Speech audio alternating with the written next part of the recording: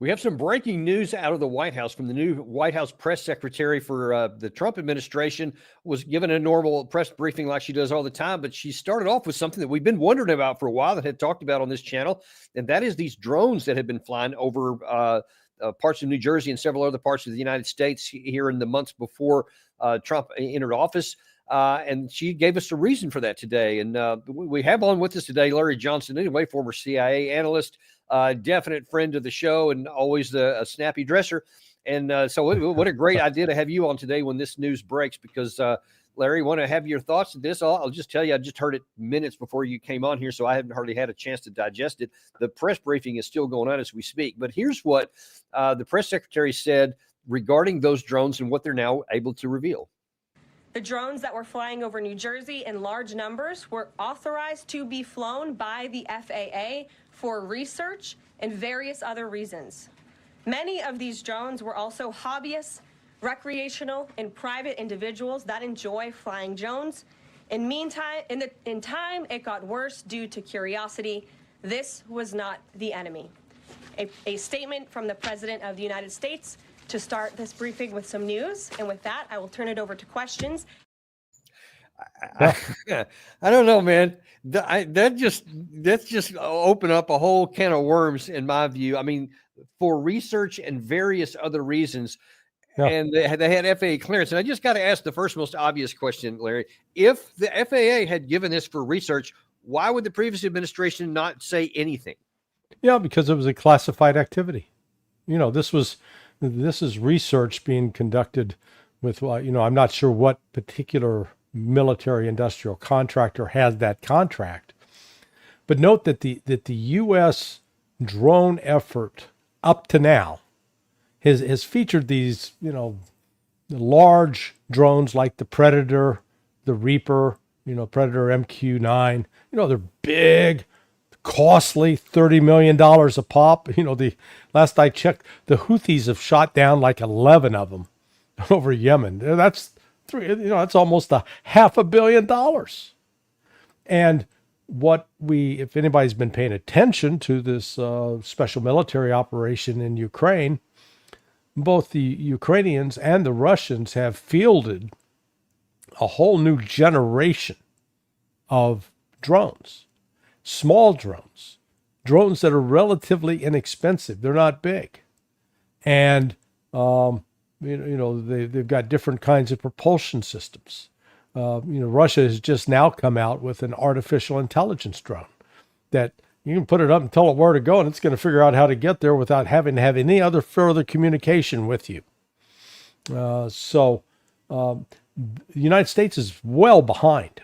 The United States doesn't have any technology like that, or has not had, which is why you were seeing this being used and developed over on the East Coast, because they were testing it above cities, above military bases. One of the concerns, just from a Secret Service standpoint, a president, in the past, they've been worried about the possibility of a surface-to-air missile taking out the presidential Air Force One as it's taking off or landing. Usually you'd want to catch it landing because that's when the engines would be hottest. However, what about, a Captain Sully kind of incident where instead of a flock of birds flying into the engines, you get a flock of drones that are artificially, intelligently targeted to attack an aircraft, take off or landing. All of a sudden, do we have countermeasures for that? So this is what I thought at the outset, but then we saw, no, it's UFOs, it's aliens from Mars, or it's Iranians. No, this was a defense contractor, probably with a contract with either the CIA or with one of the black units within DoD, within the ranks of the Pentagon. And there's for those that don't know, there are a lot of highly classified units that are not publicly acknowledged. It used to be Delta Force used to be one of those, but the guys in that unit and in SEAL Team 6 were too busy, writing up their exploits and getting out in the public eye. But there are a lot of other units that are still in the dark, and they very well could be the ones running those contracts, seeing, how do you conduct these kinds of operations with this technology? And I want to show something here because what you said reminded me of something that I had seen before. If I can get my share the screen thing up there, sorry. This is something you talk about a set of drones on the screen here. I've taken the sound out of this, but this is some technology. This is actually from 2022, so this is from China, and you see that these things are going to move through the underbrush and whatever. They're going to go outside there, and we've shown some recent pictures of Chinese drones, massive numbers of them in the air for entertainment purposes or so. And it didn't take much to realize, these could actually be turned into weapons, just like you described there. So I thought that was really interesting from what you had described, because there's one image of it right there. Well, in fact, and let's not forget that, in the last couple of days, the big breaking news is DeepSeek. The Chinese had developed a very inexpensive but powerful artificial intelligence capability. Yeah, I've seen that. That's the little whale symbol or whatever. It sounds, it looks cute, sounds kind of innocent. What is DeepSeek? Well, DeepSeek it's an artificial intelligence tool. So it's a rival to Chat GPT. It's a rival to NVIDIA. NVIDIA was coming up with it. And, Trump held a news conference the other day with three members of, a Japanese banker, or maybe his Korean last name was Son, and then, a couple of others that talking about investing $500 million to get this AI component up and running. What the Chinese have done, apparently, have created an artificial intelligence software that it can do programming for you, it can do analysis for you, you can ask it questions, and it will come back with answers. To questions like, for example, hey, what are the major causes of inflation? Boy, it can give you a detailed answer to that. So when you plug that into, you can plug that into these drones, so that the drones, you basically tell it, hey, we want to target this particular building at the end of walk and don't walk, and we want to fly through the door. Plug that in. You don't have to have a drone operator sitting somewhere at a desk running, like a kid playing video games. The drone will then do it on its own. That's what we're talking about with this kind of artificial intelligence. So in a way, all those mama boys had been sitting in the basement eating Cheetos, getting prepped for the military life of sitting in a Barca lounger driving drones. That's coming to an end, because artificial intelligence is going to replace them. Well, that's a very scary prospect. I want to jump back onto this one here, though. If it was just research, or even if it was for whatever you're saying, I mean, why would the government want to say at first, we don't even know what this is, especially the ones that I don't know if this is the same ones, but a few months before that issue over New Jersey, there had been 17 consecutive days of drones flying over Langley. And so that's kind of important to know, whatever. And the government was claiming we didn't know anything about it. We didn't know who it was or what was going on. If it was the government, why would they say that? And if it was just minimal as research and other purposes, why don't they just tell us? Yeah. Well, they don't want to, you don't want to tell the enemy what you're doing. So, for example, one of the purposes of the tests would be, we're going to launch this. We're not telling you what time we're launching it. We want to see if your radar if your defense system will pick it up. And can you simulate an air defense response to take them out? So you're going to test to see. It may not have just been testing drones. That's the point of flying over. Can they fly there? You may have been testing actual countermeasures to those drones. Can you use electronic warfare to disrupt them? Can you find out what kind of electronic warfare is effective against those drones? if you've got a contractor that says, oh yeah, well, we can take anything out of the sky, fine, put it on the base. And we're not going to tell you when the drones are going to fly over, but once they're detected, then you got to be able to take them down. That could be part of the test. You're not going to come out and admit that at the White House. You'd be an idiot. Yeah, well, you don't have to tell that, and they didn't. Still, even so, they didn't tell us that. But look, there's places for that. Like I was in what was called the Future Combat Systems program at Fort Bliss, Texas, in the early 2000s or mid 2000s, and we did all kinds of stuff like that. In fact, there was several classes of what they used to call unmanned aerial vehicles, UAVs, that were part of the deal. And so we would go out into the desert, into places where there was nobody else around there, and they could set up a target, et cetera, and they could do all that stuff, the offensive and defensive, et cetera. So we could do that. That makes sense. And I hope they are doing that kind of stuff. Everything you just described is a bare minimum of what we ought to be doing, both offensively and defensively. But why would you want to do it over like Langley, for example, and then not tell the truth about it? Because that's, to me, tell me what you think about this. Sorry to interrupt, but that, to me, that undermines further trust in the government when they're lying to me about something that actually I wish they would be doing.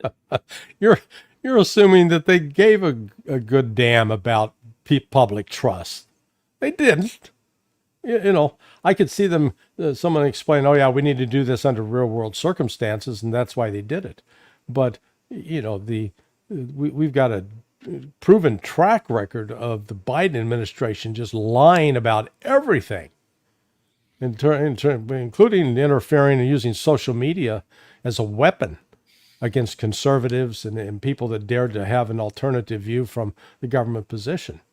So, I agree with you that if you simply wanted to test the system, you do it out in a place that's isolated that you have control over. But I can also understand, you want to do it real world. Listen, I was sitting in a task force back in, good grief, was it 92 at State Department one night, and Delta Force was practicing a hi-ho, a hey-ho, high altitude, high opening, where they jumped out, and they deployed from an airport out around Annapolis, and then they jumped basically out at the Beltway, and then flew their parachutes in to attack the White House. And this was done at like 2:30 in the morning. So, there is precedent for, I've seen it firsthand where, you've tested systems, because part of that test back then was testing to see if the White House could detect an inbound attack. Well, if that's the case, I'm all for that, because those are things we ought to be doing for our own national security. I've identified many times that we're way behind on both offensive and defensive countermeasures when it comes to drone warfare. So if that's the case, then that's good. But it just, we don't have to do it by further degrading trust in the government. But anyway. You're right. It does raise other questions. So what were those other programs, and who were the contractors, and what, was this testing drone capabilities or testing capabilities to detect drone capabilities? Who knows? Yeah, that phrase, and various other reasons, which I doubt that she elaborated on. We'll see if the questions come back, because I think that press conference is still going on. No, it ended about 10 minutes ago. Oh, did it? Okay. Yeah. All right. Well, we'll check it out later. All right, moving on there. So Trump, when he's been in a recent interview, kind of seeming out of nowhere, talked about, he called it a denuclearization. I think he's called it nuclear arms limitation treaties, et cetera, from the past. But I found it really kind of out of nowhere, because he hadn't talked about this at all during his campaign, hadn't talked about it since his election and in the interregnum period. But then the other day, he drops this bomb. At the very end, I was dealing with Putin about the denuclearization of Russia and the United States. And then we were going to bring China along on that one, because they have much less than we do. China, believe it or not, is much less. They will have an equal amount in 5 years, 6 years. They're trying to get there, unfortunately. But right now they have much less in terms of nuclear. I was very close to having a deal. I would have made a deal with Putin on that denuclearization. It's very dangerous and very expensive, okay, both.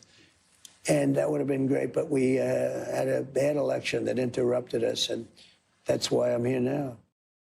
So, I'll just off the top, I remember reading about JFK and one of his, at least to me, one of the greatest speeches in American presidential history, his American University speech, where he was talking about, his peace. Let's get together with the Soviets. Let's find a good way to live together, et cetera.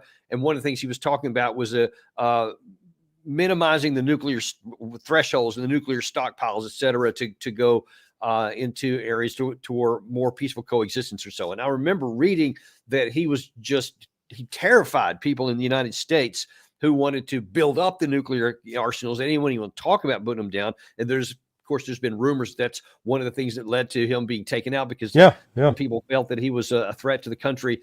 Is there any issue like that? And what do you, maybe a better question to start with? Oh yeah, that's it right there. Literally one of my favorites.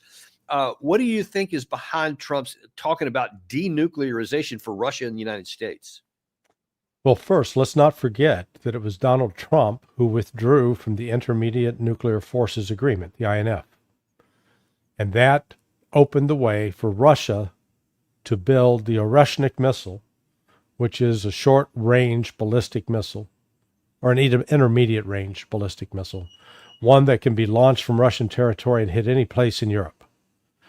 That was one of the things that the INF treaty originally had been created for, to prevent that very situation. It was done, as I recall, under Ronald Reagan, because that was, the concern about Russia developing an intermediate-range ballistic missile that could devastate and take out London, Paris, Berlin.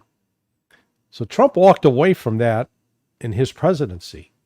Now, did he do it because of John Bolton and Mike Pompeo? Maybe. And maybe Trump now has come to realize, boy, he made a big mistake in doing that. So if he's talking, Trump still has before him, like Monty Hall's Let's Make a Deal. He's got door number 1, door number 2, and door number 3. One of those doors that he can open could make him a historic president in terms of securing world peace. And he would do that by restarting the both Intermediate Nuclear Forces Agreement, the Anti-Ballistic Missile Treaty, and keeping START alive with the Russians, while also entering into a peace negotiation with Iran that secure the fact that Iran will agree not to produce a nuclear weapon, and in exchange for assurances from the West. The variety of ways these deals can be constructed, but my point is that if Trump pursues that and establishes himself as a legitimate, genuine man of peace that's brought, that has diffused conflicts that right now are on the verge of bursting into open war, whether we're talking Israel versus Iran, Russia versus NATO and the West, China versus the United States. If Trump can diffuse even one of these, it will be a significant accomplishment. So I think the fact that he's raising that with the Russians, it's a positive sign. But again, that is said against the backdrop of the other, crazy things he said regarding Russian casualties and the collapse of the Russian economy, things that are just absolutely not true, but that he believes them, and he believes them in part because that's what the CIA has been telling him. Okay, so let's I guess let me play devil's advocate, because first of all, I'll say I'm like one of the guys in the audience screaming, door number 1, door number 1. Yeah. So that's what I want him to do, right? But let's play the devil's advocate. If he wanted to go through door number 1, let's look at I think that domestically and internationally for Trump, the most difficult one would be Israel in the Middle East, because he has significant funding from a number of very wealthy Jewish backers who definitely don't want him to go through that door. They want him to just give more 2,000-pound bombs and then just say, hey, don't even worry about the Middle East. We got this. Just go over here and give me the bombs. If he was to go through that door, he would have to figure out how to turn that off. How would he do it? Well, in fact, Alistair Crook wrote an excellent piece earlier this week And in it, he outlined, he had some surprising information. For example, Miriam Adelson, the widow of Sheldon Adelson, the billionaire, reportedly gave Trump $100 million, and everyone assumed, man, that's Trump's going to be the organ grinder monkey, and she's the organ grinder, and he's going to be jumping around and dancing at her bequest. He'll do what she wants him to do, and everyone expected that's going to be, and you provide uncritical support to, without question, to Bibi Netanyahu. Well, it's turned out it's been quite different. That in fact, Adelson, while at one time allegedly aligned with Bibi Netanyahu, is not a fan of Bibi Netanyahu anymore, and has been actually backing Trump's negotiation play. And the way that this ceasefire negotiation has worked out, much to the chagrin of the hardliners in the Russian government, it's exposed the fact that in the Israeli government, it's exposed the fact that the Israelis have lost the war against the Al-Qassam Brigade over the last 15 months. Because you've had now 2 different hostage releases. First, the 3 female soldiers, and then 4 more female soldiers. And this highlights what the intent of the October 7th raid by Hamas was: to take hostages, prisoners, that they could use to exchange for the hostages, that almost 10,000 hostages that Israel's holding. And so when these hostages were released, first the 3, they were happy. They did not appear physically or emotionally distressed at all, but they were surrounded by this phalanx of kitted out Al-Qassam Hamas fighters wearing, Right. If those were your soldiers and you called them out on the parade ground for drill, you would have been proud of them because they looked good. The uniforms are crisp, they were clean, the weapons were clean, and they were not muzzle flagging everybody. Right. So they showed some solid. And for those who may not know, sorry, muzzle flagging. Describe what that means. Yeah, it means you're pointing the gun at people, and so. Because you're careless, right? Yeah. So. Yeah, you're careless. You don't understand. You only point a gun at somebody you intend to kill or destroy. So they were showing good weapons discipline. And the same thing happened on the release of the other 4 Israeli female soldiers. And in fact, they had a video of them in a car.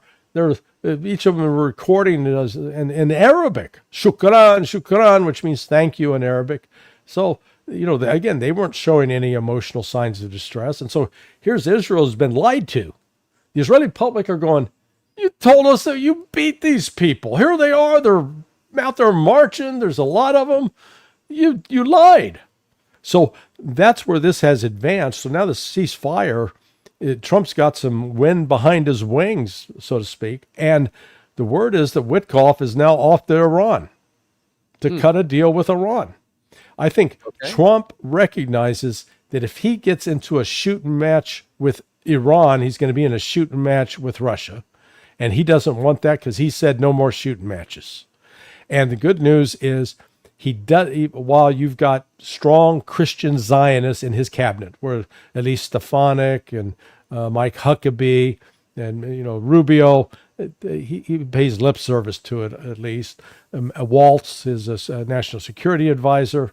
Hegseth, now at DOD. Nonetheless, they don't carry the kind of clout and presence that people like Pompeo and Bolton did in Trump's first administration, because they bullied him and they pushed him, and Trump is more of his own man now on this, and so that's where I think this is headed. Are people that he knows are not going to cow him, so I think that's also a change. Right. But let's go back to that door number 1. That's one part of it, the Israeli Middle Eastern part. Then there's also the Russia part. Well, we'll talk about the Chinese in a minute. But what is going to be Russia's motivation, and what is he going to have to do to incentivize them to go back to? Since, as you pointed out, it was Trump that got out of the ABM treaty and went backwards. What is the motivation for the Russian side to go back into that negotiation discussion? Russia has zero motivation. Or let me put it this way. The kind of deal that would bring the Russians back to the table is the United States come in and say, okay, A, we're lifting sanctions. B, Ukraine will never be in NATO, and we will provide whatever assurances you need to that end so that you don't think we're playing a trick on you. And we'll close down NATO bases in Poland and Romania. I think at that point, Russia would go, all right, we got something to talk about. But barring that, because I know from, some, what I call diehard supporters of Trump, they believe like Trump does, who has been misled by the CIA. And people say, well, how do you know that? Because I don't have access to CIA briefings. All I know is that Bill Burns, the CIA director, told a Washington Post reporter, David Ignatius, 2 weeks ago, while they were still in power, that the casualty figures that Bill Burns was using to say 700,000 Russians casualties, same numbers that Donald Trump was using. That's how I know, because I guarantee you Bill Burns was not getting those numbers from Donald Trump. All right? Right. Donald Trump was not briefing the CIA director. Trump was getting briefed even before he was inaugurated by the CIA. CIA is telling me those numbers. Well, those numbers are, as Ray McGovern likes to say, male bovine excrement. It's the old MBE. It sounds like an award that the Queen of England or King of England gives you. Got the MBE. Well, yeah. It's MBE. Same with the economy being in tatters. So, but Trump goes. Yeah.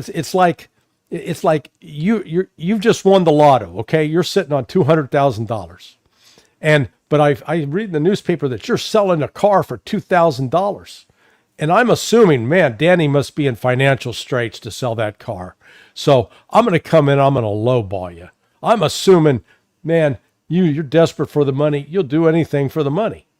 Well, my assumption is wrong. You don't need the money. You're selling it for some other reason that you hated the car, perhaps. But you're going to stick with the price because you don't need the money. So what we're looking at here is Putin doesn't need anything that Donald Trump's offering. Trump's threatening, well, if you don't stop, we're going to up weapons supplies to Ukraine. Putin, go ahead. Make our day, because we keep taking you apart piece by piece. You can't afford it. Go ahead, keep it up. Plus, send weapons. Who's going to use them in Ukraine? Ukraine is losing soldiers at a dramatic rate. Even Sirski admitted, we've got like 40,000 losses and only 20,000 recruits. I can do basic math like that. You're running a big deficit, a human deficit. So they could never be repaired. Yeah. But let's look at the one of your other criteria there. One of the things that you said could interest Moscow would be closing down NATO bases in Romania and Poland. Yeah. So that would be, even if you could say, well, Trump has been talking about distancing himself from NATO anyway, so that wouldn't be too heavy of a lift for him. But it would absolutely freak out, so many in the West, in the United States, and they would say he's literally handing the keys to Vladimir Putin, and then that could undermine domestic political capital he'll need for other things. How could he possibly manage both of those things at the same time? Yeah, actually, I don't. You're correct to say that is one possible outcome, but you saw what he did today to the EU. He's basically cutting off all money to the European Union. He's suspending any kind of organization in the U.S. government that's working with the European Union. Cut off, no more. The European Union is starting to freak out. What? Because he's going to deal directly with each country. He's not going to get bound down to von der Leyen, or von der Leyen, so he's going to deal with Germany as Germany, UK as UK, France as France, one-on-one. That's Trump's style. So, right now you've had your EU effort to quash democracy in Romania. The Romanians want to elect one other leader, and the EU has said, you got to stop. You can't elect who you want. And what the EU, it shows you how stupid these people are. they have now managed to unite the right and the left in Romania, because even the leftists who want to be part of the EU, they're even saying this is outrageous. You can't come in and interfere with our government like this. So, and right now, Romania is they're on the schedule to have the largest NATO base in Europe. I think that thing can get derailed. And that's one thing that Russia's going to want. And that Trump's ultimately going to come to realize, you guys gave me information and it's wrong. And I don't have negotiating leverage at all. Got to get some leverage. He's smart enough to go try to make that deal.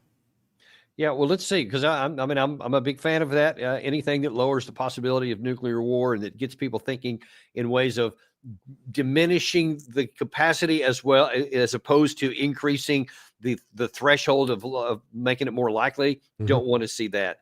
Okay, want to shift gears a little bit too. We're going to stick with Donald Trump today, though, and we're going to go to, I don't know if you've ever heard of this website before. It's called sonar21.com. Oh, yeah. Got this really smart guy in there. Guy's a jerk. I don't know. I've heard some good things about him. He says this article here by the ever incredible CIA analyst says, Mr. President, when it comes to Russia, check your assumptions, because apparently what Trump has just won a big success against Colombia, at least on the surface, it may appear that way. He definitely cowed him because the for those who may not know, Trump had sent some detainees or some people that we were kicking out of the country because they were here illegally back to Colombia in a military plane. Colombia said, we're not going to allow them to land. And there was this, a big row over it. And he said, and Trump said, you either do what we want, or we're going to put these big sanctions on you. We're going to slap tariffs, et cetera. And at first the president said, the Colombian president said, whatever, man, I'm going to do the same to you. And then after he thought about it, and probably his accountant talked to him, he said, you know what? Never mind. That's fine. Yeah, go ahead and do it, whatever you want to do. So in Trump's view, that was a success. But you're saying, don't think you're going to do that to the Russian president in negotiation for the ending the Russia-Ukraine war. Why is that? Well, let's first and foremost, Trump is a showman. I think a lot of the analysis and assessments that are done about Trump, they ignore the fact that he had one of the most highly rated television shows on air for, at least a decade. And, he was playing a character there. He was, you're fired and, you're hired and, he's making a deal. But he understood the role, if you will, of public entertainment as a way to help shape a narrative, as a way to help get some things done. So particularly here in the case of Colombia, you got to make an example of him. What's his policy? Hey, we're picking up all of these criminals that have come into the country illegally, and we're throwing them out. And we're going to take them back to their original countries. And those countries better cooperate or else. Now, most countries where these immigrants are, these migrants, immigrants, whatever you want to call them, have come from, are countries where the United States has a decided advantage in terms of leverage, particularly with Colombia. Colombia, there's the only thing that Colombia could cut off that would be damaging to the United States was the supply of cocaine, and that would put, Hunter Biden over the edge, okay? So, but apart from cutting off cocaine, everything else that Colombia sends up is a net, it's not essential for the United States. It's nice to have. Flowers, great to have. But for Colombia, it is an essential source. That with coffee and with the rare earth minerals, some gems, they could be really hurt by sanctions. And so, the face-saving solution was the president of Colombia, I'll fly my own plane up and pick these people up and bring them back. And Trump, great. His goal, get them out of our country. We don't want them. You take them back. I don't care if you, put them in a rowboat and have them row back. But they're not staying here. And if you're going to oppose me on this, you're going to pay a price. Whoa. They backed off. So that worked then. Why will that not work against Russia? Well, the one thing that Russia has that the United States needs is this thing called uranium. And, so this is like a diabetic going to get upset and threaten the guy that supplies his insulin. How does that work? Because the guy that supplies the insulin is the one that actually is in a controlling position. That's Russia. Russia supplies the uranium, which is critical, essential, vital for U.S. nuclear plants. So the United States can't walk away from that. Other than that, vodka. All right, so the people are going to buy Tito's instead of the Russian brand. Russia doesn't need the United States to buy its vodka. There are other countries more than happy to pay for that. So the point is, Trump's got zero leverage on the trade front. And think about this. But part of their this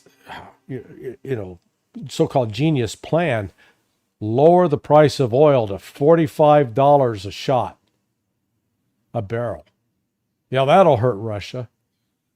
Wait a second. Trump has promised to restart, drill, baby, drill, get it going.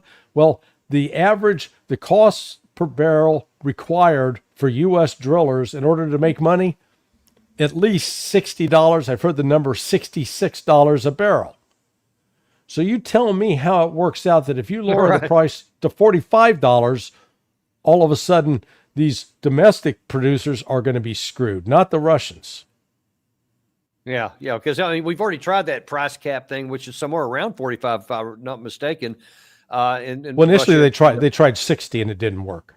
Okay, it was 60. I thought it was 45. I just remember they tried the price cap, which I guess did go into effect for a period of time, but Russia was able, like they do with all these sanctions, to find ways to bypass that and have done quite well. So I don't know why you think that, now I think it's 75, current 78, something like that, down to 45. Yeah, I don't know why that's good. But yeah, you're right. That would have a negative rebound to American producers and harm our own production capacity. But so probably not going to happen. But I guess we'll see how. One of the things that Scott Ritter suggested this, and I think he's exactly right. Yesterday, the January 27th, they held a commemoration at Auschwitz-Birkenau in Oswiecim, Poland.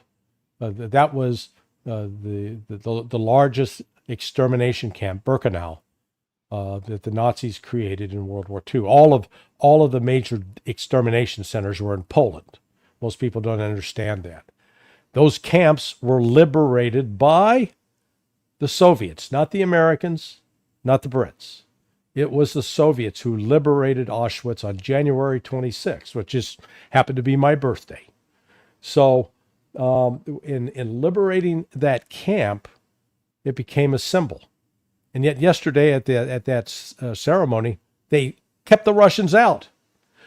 The one people who made the liberation of that place possible were excluded from the celebration because the Poles were being a bunch of petulant children. Now, in May, the end of World War II, the victory in Europe. The West likes to pretend that we won that conflict against the Nazis with a little help from the Russians. But it was exactly the opposite. The United States and the United Kingdom played an important but secondary role in the defeat of Nazi Germany. It was the Soviets, the Russians, who bore the brunt of that. They fought more major battles than the United States. The United States didn't even have one battle that would have matched in the top 5 that the Russians fought with the Germans. Battle of the Bulge doesn't even begin to compare it to Bagration or to the Battle of Stalingrad or to the Battle of Kursk. We can just go on down the list. The Battle of Moscow. So the United States never even suffered the kinds of losses. No, man, I'm sorry. You have to be mistaken because I saw Saving Private Ryan and I didn't see any Russians in there. So yeah. I don't know where you're getting your information from. Yeah, that's the United States public have been propagandized that way, and it's not to minimize the sacrifice, but when you realize that the number of U.S. casualties in Europe from World War II, total deaths, was numbered around 275,000. The Russians in the Battle of Stalingrad alone had 700,000 dead soldiers, almost 3 times what the United States lost in the entirety of the war. That's what the Russians paid with their own blood in one battle. So part of what Donald Trump and others need to understand, these Russians, they understand loss. Vladimir Putin lost a brother in World War II, or died as a result of it. He had other family members that died. Almost every Russian today still has a relative, a grandmother now, grandfather, great-grandfather, great-grandmother, uncle, who died in World War II. They remember there's a human cost to this. United States doesn't have that. You'd be hard pressed to go out and find, walk out on the street and try to ask random people, hey, did you lose anybody in the Gulf War in our invasion of Iraq in 2003? You'd be hard pressed to find anybody, because we suffered very, very, very few casualties, both there and in Afghanistan. Yeah, I'm not trying to minimize the sacrifice and service of the people that put themselves into those units and served honorably. But let's be real. Let's put this into perspective. We don't have a friggin' clue about what it's like to suffer the kind of casualties that Russia historically has suffered and remembers to this day, which is one of the Larry, reasons. I want to just kind of piggyback off of that to drive it home a little bit further. I'm reading here from Doug McGregor's book, The Margin of Victory. And in this, and I'll just read a very short piece here, which I did I got Doug's comment on a different related topic earlier today, which is why I have it handy. But when you said this, it reminded me of this. He wrote in this book, during the night of 14-15 September 1941, the armored spearheads of 2 German armies met at Loch Vista, 120 miles east of Kiev, to form an iron ring around 1.6 million Soviet troops. In what turned out to be the greatest battle of annihilation in recorded human history, the German Wehrmacht destroyed 4 entire Soviet armies and most of 2 others, inflicting 1 million casualties and capturing 665,000 soldiers. You would think, if I just told you that in isolation and said that a country lost that many people in a single engagement over a very short period of time, you'd have thought that country's done. They're out of the war. They're finished. 1 million casualties, as you just pointed out, the entire 3+ years that we were fighting in World War II was total 400,000 in both theaters of war. Both theaters, exactly. And this one was just in one big battle here, and it didn't knock them out. And that's on top of what you just talked about at Stalingrad, or that we could talk about at the front of Moscow and St. Petersburg, et cetera, and Leningrad, I think, at the time. And then all the stuff in between when they were then driving to Berlin, and they never stopped because their mentality is different than ours. Well, and so what Trump could do, order the 101st Airborne to go to Moscow to march in the victory parade, where you have U.S. soldiers marching alongside Russian soldiers, just as they met to commemorate the meeting at the Elbe River back in April of 1945. That symbolized the coming together of the United States and the then Soviet Union. The mythology, how the mythology of World War II has been presented in the West, which is this great existential threat for us, and that we conquered and survived and did it all our own against, without any mention of what the Russians went through. I mean, the scale of the battles that the Russians fought against, what turned out to be 70% of the German army. And it's just, Americans don't understand it. The Russians remember it. And one way that Trump can, again, acquire leverage here in a negotiation is to at least, with humility, admit, you know what? If it weren't for you Russians, we'd all be speaking German. Or we would have had certainly a much higher casualty count to win if we'd had to face the brunt of Right. the German Right. army as opposed to what it was. Just kind of as an aside, what is your opinion on the fact that I mean that battle I just mentioned there was with 1.6 million Russian troops in four what they called armies. It's kind of equivalent to what we would call a corps level operation. Right. But it was basically 6 corps, which is huge. And especially in the numbers at that time was even bigger than a current modern day corps, but it was huge. But it was 1.6 million. They went in there. The Battle of Kursk also was just 2 massive, titans going after it here. Everything in the Russia-Ukraine war so far, especially since the initial invasion into Ukraine, has been basically small unit level stuff. Platoon, squad, sometimes company, rarely battalion since some disasters they've had early on. Do you think that Russia would ever say, all right, we're going to go back to a big, huge push to punch in somewhere? Or is this just now the modern warfare? It's just going to be small unit stuff. Well, that's why they designated it a special military operation at the outset. It wasn't total war. If it had been total war, number one, Russia would have mobilized all of its reserves up front and would have initiated a dramatic, rapid expansion of the military. They've only done that gradually over time, over the course of the last 3 years, number one. Number two, they would have destroyed urban centers, destroyed Kiev. They wouldn't have had any regard for the civilians. In that total war mentality, they would have destroyed satellite communication systems.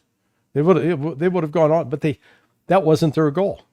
In fact, we now know, even with Ukrainian numbers, that when the Russians initiated combat operations on February 22nd of 2022 and February 23, they went in with about 135 to 170,000 troops.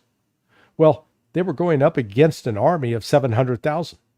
The Ukrainian army at that time was 700,000 intact.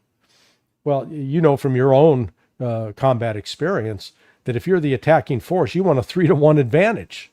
You don't want to be at a 1-to-4 advantage like the Russians were. And yet the Russians prevailed initially because their goal was to force Ukraine to the negotiating table, which it achieved. And those negotiations actually reached a tentative agreement in which Russia agreed, okay, look, we'll let Ukraine retain the Donbass. You can retain Donetsk and Luhansk, but you're going to have to provide guarantees, and we're going to be part of the supervising force that the rights of the Russian citizens in those territories are going to be protected, that you're not going to attack them. And it was the United States, with the collaboration of Boris Johnson, no relation to me, thank God, that came in and queered that deal, destroyed it. And the next thing you know, Ukrainians are dying by the thousands. And then they launched that offensive in August in Kherson and Zaporizhia. And the Russians realized at that point, they didn't have the force structure they needed. So that's when Putin said, okay, we're now moving up to a new level. We're mobilized 300,000 reservists. They were called to duty, and then they stepped up their recruitment effort. And, they weren't having to go out and capture people off of bars and gymnasiums. The Russian men started signing up at a rate of 30 to 40,000 a month. And now the Russian army stands at about 1.5 million. One of the last estimates I saw, which is, the United States total army is 452,000. Yeah. The entire active military force of the U.S. Army. So, I mean, let's put these things into perspective. So we started with the question, where's Trump's leverage? Trump is going to come to discover when he's dealing with Russia, he has no leverage. And we haven't even begun to talk about the relationship between Russia and China. Right. Because there's still people, I've got friends, retired CIA officers who still harbor the belief that somehow we can split Russia off from China and use Russia as a wedge to go after China. Yeah, that ain't going to happen. Not now. We burned those bridges if they existed between Russia and China. We kind of burned any opportunity to push them apart. But We'll cover that one on a separate day because we could do a whole show just on that. Maybe Yeah. we should.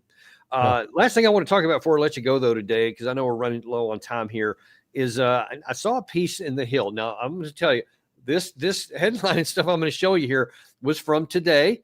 But if I didn't tell you the date, you'd have probably thought that this was like maybe February or March 2022. But this was from today. This is what this author is saying in the Hill. It says, Russia is not a country forged by shared values, common beliefs, or a unifying purpose. It is an empire assembled by force, bound together by lies, and sustained through the theft of other people's art, culture, and history. In 2021, Vladimir Putin penned a 5,000-word essay declaring that Ukraine does not exist, not as a culture and certainly not as a nation. This essay was a threat to Ukrainians must either accept that they are Russians or perish. Putin didn't just challenge Ukraine's right to self-determination. He framed it as Russia's duty to invade, kill, rape, and torture. And that, according to the Hill, is the real reason Putin invaded Ukraine. What say you? MBE, male bovine excrement. So actually, it's funny you bring that up. I had a repairman fixing my refrigerator in the house yesterday. He's from Kiev. And his parents, so his mother comes out of Kazakhstan, his dad out of Ukraine. But I said, so what language?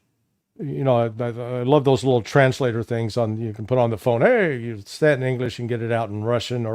And so I asked him in Russian, what language did you grow up speaking in Kiev? He goes, Russian.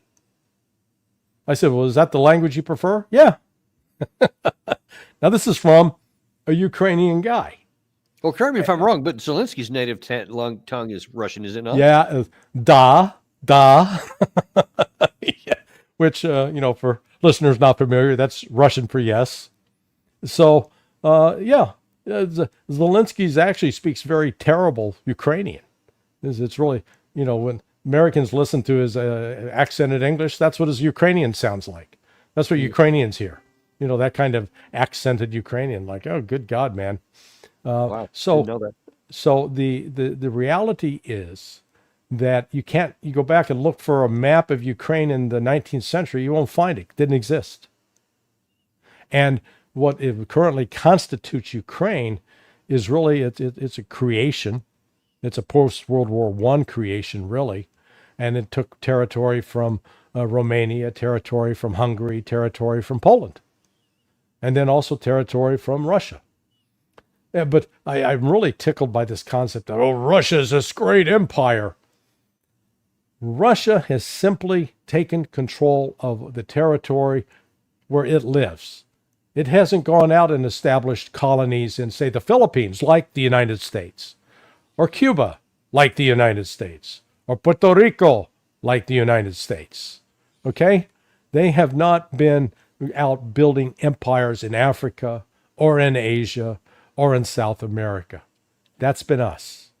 And so instead of projecting onto Russia what we've been doing, I wish we just look in the mirror and stop. We're like that old guy that should no longer be driving a car. People need to take the car keys from us. Yeah, that's. I just wanted to get you just juiced up a little bit before we went. Yeah, there you go, man. Have an interesting reaction to that. But we'll have to leave it there for right now. We actually get to get ready for another show. So always appreciate you. Really enjoyed the conversation we had today. So thanks so much for coming on today, Larry. My lawyer will be in touch. I fear that. Yeah. So listen, we ask you guys to join us here in just about 5 minutes. We're going to have really quite a treat and also a little bit of a scary thing. Stephen Marsh, who wrote the book, The Next Civil War in the United States. And this was published in 2022. Events since that time seems to really underscore just how accurate that book. And he's going to tell us a little bit about what might be in our future. Join in here just about 5 minutes with Stephen Marsh on the Daniel Davis Deep Dive.